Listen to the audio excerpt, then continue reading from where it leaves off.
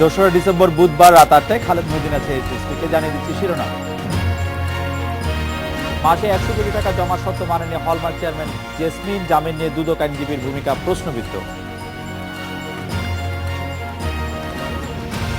আওয়ামী লীগের কেউ স্বতন্ত্র মেয়র প্রার্থী হলে কঠোর ব্যবস্থা নেবে দল, বাছাই শেষে দলীয় প্রার্থীদের প্রত্যয়নপত্র দিচ্ছে বিএনপি। প্রথম বাংলাদেশি হিসেবে আইসিসির বর্ষসেরা ওয়ানডে দলে মুস্তাফিজ 9 ম্যাচ খেলে নাম তুললেন বিশ্বসেরা তালিকায়।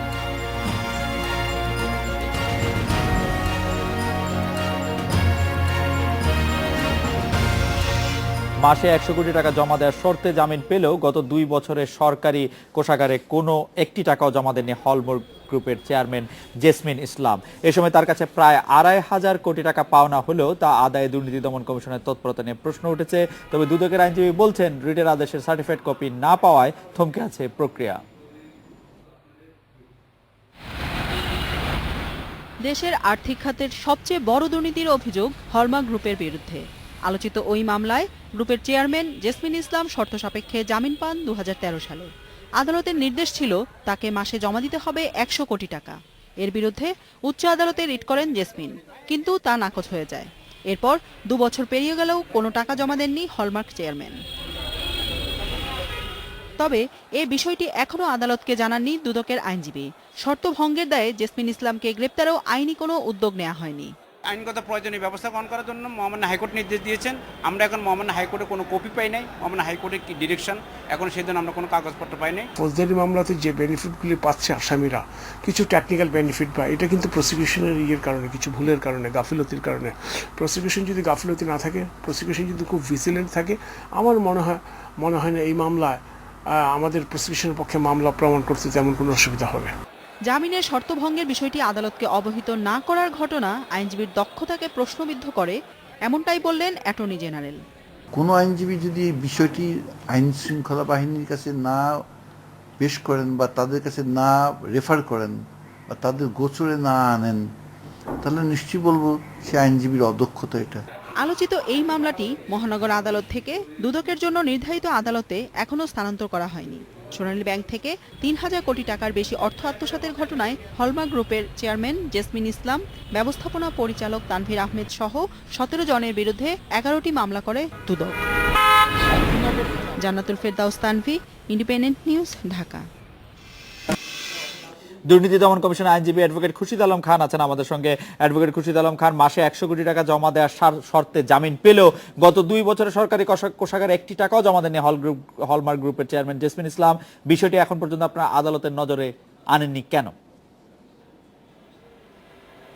আচ্ছা, ধন্যবাদ আপনাকে। হলমার্ক চেয়ারপারসনকে মাসে 100 কোটি টাকা জমা দেওয়ার শর্তে যে জামিন দিয়েছিল, আমার যদ্দূর মনে পড়ে তার এগেইনস্টে হলমার্ক চেয়ারপারসন হাইকোর্ট ডিভিশনে আসছিলেন এবং হাইকোর্ট ডিভিশনের মামলাটা দুর্নীতি দমন কমিশনের পক্ষে আমি করি এবং হাইকোর্ট ডিভিশন কিছু অবজারভেশন দিয়েছেন।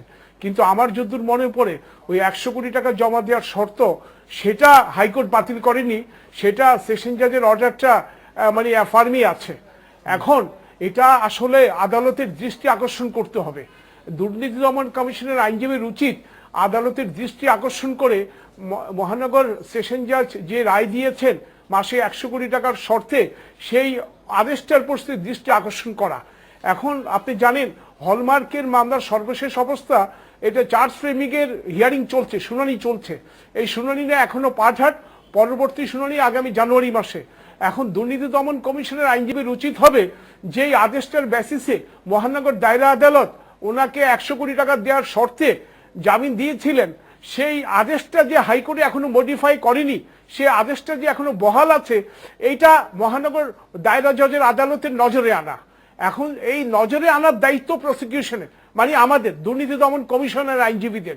ওনাদের উচিত এটা জজ সাহেবের নজরে আনা, এবং যদি জজ সাহেবের এটা নজরে আনে এবং হাইকোর্ট যদি এটা মডিফাই না করে, এটা ধরে নিতে হবে আদালতের আদেশ লঙ্ঘন। আদালতের আদেশ লঙ্ঘন যদি হয় তাহলে অটোমেটিক তার জামিন বাতিল হয়ে যাবে। অ্যাডভোকেট খুরশিদ আলম খান, আপনি বলছেন যে দুর্নীতি দমন কমিশনের আইনজীবীর উচিত হচ্ছে এটা আদালতের নজরে আনা। আপনি দুর্নীতি দমন কমিশনের আইনজীবী, সুতরাং এটা বলা যায় যে আপনাকেই বলছেন যে আপনার নজরে আনা উচিত ছিল, আপনি এটি নজরে আনেননি কেন, সেই প্রশ্নটি ছিল আমার। না একটু শুনুন, আমি করি উচ্চতর আদালতে, এই মামলাটা নজর আনতে হবে মহানগর সেশন জাজ। আমরা যখন হাইকোর্ট ডিভিশনের মামলা আর্গুমেন্ট করেছি আমরা এগুলো বলেছি। এখন ওই আদেশটা নিচের কোর্টে এখন গেল, যাওয়ার পরে দুর্নীতি দমন কমিশনের নিচে সেপারেট পাবলিক প্রসিকিউটর থাকে আমাদের জাজ কোর্টে, ওনাদের উচিত হবে এটা মাননীয় বিচারকের দৃষ্টিতে আনা যে দেখুন এই আদালতটা এখনো লঙ্ঘিত হচ্ছে, এই টাকাটা জমা দেওয়া হচ্ছে না। 100 কোটি টাকা আদেশ দেওয়ার শর্তে এটা আমাদের প্রসিকিউশন ইউনিট যারা জাজ কোর্টে থাকেন এটা ওনাদের দায়িত্ব। পাবলিক প্রসিকিউটরদেরকে আপনি এটি নজরে আনতে একটু উদ্বুদ্ধ করবেন কিনা, যেহেতু আপনি এটি উচ্চতর আদালতে আপনি এটি নিয়ে আর্গু করেছেন, আপনি পাবলিক প্রসিকিউটরদেরকে। জি হ্যাঁ মহিউদ্দিন সাহেব শুনুন, এটা যেদিন রায় শেষ হলো সেই দিনই আমরা আমাদের দুর্নীতি দমন কমিশনকে এবং দুর্নীতি দমন কমিশনের পাবলিক প্রসিকিউশন ইউনিটকে আমরা মৌখিকভাবে ইনফর্ম করেছি। কিন্তু মৌখিকভাবে ইনফর্ম করাটা আসলে জাস্ট ইনফরমেশন, কোর্টের আদেশ লাগবে।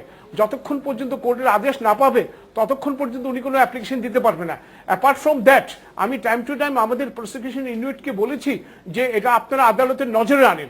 এখন ওনারা বলছেন যেহেতু হাইকোর্টের আদেশটা আমরা এখনো পাইনি, হাইকোর্টের আদেশটা কি হয়েছে, মডিফাই হয়েছে কিনা সেটা না দেখে তো আমরা যদি আদালতের নজরে আনি, আদালত যদি কোনো অর্ডার দিয়ে থাকে সেখানে হয়তো উচ্চতর আদালতের আদেশ লঙ্ঘনও হয়ে যেতে পারে।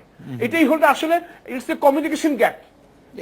এই কমিউনিকেশন গ্যাপটা নিরসনের ক্ষেত্রে আপনি উদ্যোগী হতে পারেন কিনা, বা আপনার উদ্যোগী হওয়ার কোনো সুযোগ আছে? হ্যাঁ আমি উদ্যোগী, অবশ্যই আমরা এটা মানে চেষ্টা করছি গত বেশ কদিন যাবত হাইকোর্টের আদেশটা যেন ওখানে পৌঁছে যায়, মাননীয় আদালতের দৃষ্টি আকর্ষণ করা। আপনার এই ধারণাটা ভুল, দুর্নীতি দমন কমিশনের আইনজীবী ইচ্ছাকৃতভাবে এই আদেশটা দেখাচ্ছেন, এটা আসলে ঠিক না। দুর্নীতি দমন কমিশন খুবই ভিজিল্যান্ট এবং যখনই উচ্চতর আদালতের নোটিশটা পাবেন তখনই আদালতের দৃষ্টি আকর্ষণ করে ওই মহানগর আদেশ মানে মহানগর আদালতের যে আদেশ এখনো বহাল আছে মাসে 100 কোটি টাকা দেওয়ার শর্তে, সেটা সঙ্গে সঙ্গে নজরে আনবেন। এবং এটা অলরেডি আমাদের পাবলিক প্রসিকিউটর গত কয়েকটা দিন আগে আদালতের দৃষ্টিতে এনেছেন। অ্যাডভোকেট খুরশিদ আলম খান, হলমার্কের যে অর্থ জালিয়াতির মামলায় সে বিচার প্রক্রিয়ার সময়টা কি একটু বেশি লাগছে? শুনুন, এটা স্বাভাবিক, 3,500 কোটি টাকার আপনার জালিয়াতির ঘটনা, এখানে অনেকগুলো ডকুমেন্ট কালেক্ট করতে হয়, ব্যাংক স্টেটমেন্ট কালেক্ট করতে হয়, ইনভেস্টিগেশনের অনেক সময় গিয়েছে, স্টেটমেন্ট রেকর্ড করতে হয়, স্টেটমেন্ট রেকর্ড করার পরে ওটা চার্জশিট দাখিল করেছে, এখন তো অনেক দূর আগিয়েছে, এখন অভিযোগ গঠনের শুনানি চলছে। মহানগর দায়রা জজ আদালত মাননীয় কামরুল হোসেন মোল্লার আদালতে এটা শুনানি চলছে ডেজ টুগেদার অভিযোগ গঠনের উপর। আসামি পক্ষ অব্যাহতির দরখাস্ত দিয়েছে, আমরা চার্জ ফ্রেমের জন্য প্রপোজাল দিয়েছি এবং এটা শুনানি চলছে। এই শুনানি শেষ হওয়ার পরে যদি অভিযোগ গঠন হয় তাহলে সাক্ষী দিয়ে যাবে, আর যদি অভিযোগ গঠন না হয় তাহলে আদালত যে আদেশ দিবে তার উপর বেসিস করে পরবর্তী কার্যক্রম হবে। হলমার্কের যারা মানে সরাসরি গ্রাহক ছিলেন, যারা হলমার্কের সাথে সাধারণ যারা লগ্নিকারী ছিলেন, তারা তো নানাভাবে ক্ষতিগ্রস্ত হয়েছেন, তাদের টাকাই আসলে জালিয়াতি করা হয়েছে ব্যাংকের টাকার পাশাপাশি। তাদের ক্ষতিপূরণের কোনো ব্যবস্থা কি থাকতে পারে, মানে এই মামলার রায়ের ফলে তারা কি কোনোভাবে? শুনেন, হ্যাঁ আমি বলি, শুনুন, এটা শুধু হলমার্ক না, আপনি ডেস্টিনির ব্যাপার ধরুন, ইউনিপে 2 ঈদ, এখানে ধরুন এই 3-4টা মানি লন্ডারিং মামলায় সাধারণ মানুষ ব্যাপকভাবে ক্ষতিগ্রস্ত। এখন একটা মামলা, একটা ফৌজদারি মামলা আদালতের প্রক্রিয়াধীন, বিচারাধীন, আদালত যতক্ষণ পর্যন্ত এটা নিষ্পত্তি না করবে, এখন গ্রাহক বিন্দুকে ততক্ষণ পর্যন্ত আদালতের রায়ের জন্য অপেক্ষা করতেই হবে। এখন আদালত এটা ক্রিমিনাল অফেন্স, এটা তো কারো টাকা আদায় করতে পারবে না, টাকা দিতেও পারবে না, কাজেই ফৌজদারি বিচারটা না হওয়া পর্যন্ত গ্রাহকদের একটু ধৈর্য সহকারে অপেক্ষা করতে হবে। যদিও আসলে ওনারা ক্ষতিগ্রস্ত হচ্ছেন, এতে আমাদের করার কিছু নাই। We are very much vigilant so far relates to disposal of the money laundering cases, Hallmark, Destiny, Unipay 2U. এখন গ্রাহকদের সম্মানার্থে আমরা বলছি, আমরা প্রত্যেকটা ডেটে ভিজিল্যান্ট, আমরা গ্রাহকদের যে ক্ষতি সেটা আমাদের মাথায় আছে, কিন্তু আমাদের তো করার কিছু নেই। আমাদের কার্যক্রম, আদালতের বিচার প্রক্রিয়াটি আরেকটু দ্রুত করার কোনো উপায় আছে কিনা, মানে আপনাদের কাজের কি কোনো দ্রুত করার কোনো উপায় আছে কিনা?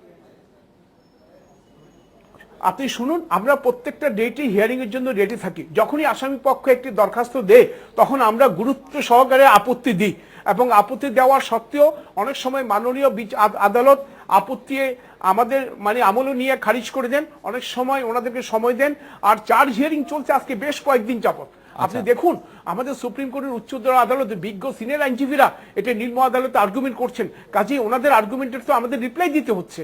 কাজেই যখন একটা জুডিশিয়াল ইন্টারপ্রিটেশনের ব্যাপার আসছে সেখানে তো কোর্টে তো সময় লাগবেই, আর ন্যায় বিচারের জন্য তো আপনাকে সময় ক্ষেপণ হবেই। রাইট, অ্যাডভোকেট খুরশিদ আলম খান, আপনাকে অনেক ধন্যবাদ। শুনছিলেন অ্যাডভোকেট খুরশিদ আলম খানকে। রেসপেক্ট একটি বিরতি নিচ্ছি, ফিরছি একটু পরে।